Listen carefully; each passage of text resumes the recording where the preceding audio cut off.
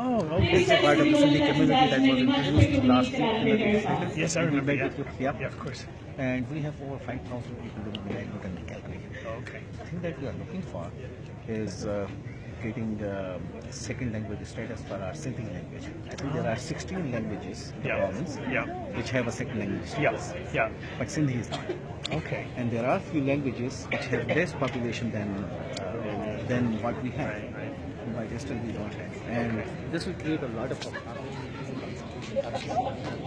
plus, giving parents help of counselors and children who are recently migrated to Canada. Sure, yeah.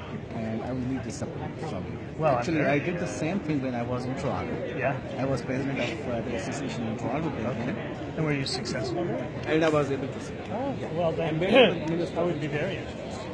I mean, if there's a large population and the community support is there, then I think that I could try. Okay.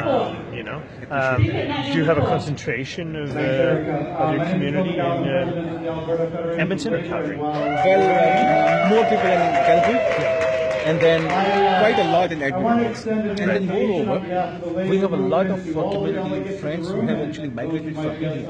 Oh, right. So Sindh, if you know the history of this province, this is a 5,000 years old province. And thousands of people live in India. Yes. And we have an Indian Sindhi Association which is based in Edmonton. So we have a big concentration of people in Edmonton as well as in Calgary. Oh, very good. Well, I mean, typically it's good to have a pilot to start with the individual school and the individual community, and then you build a curriculum, and then it's possible to branch it out. So, yeah, I mean, I would be glad to try to help, and we'll see what we can do. Just contact me in True. Sure, I will. Thank you very much. Let's give it a shot as well.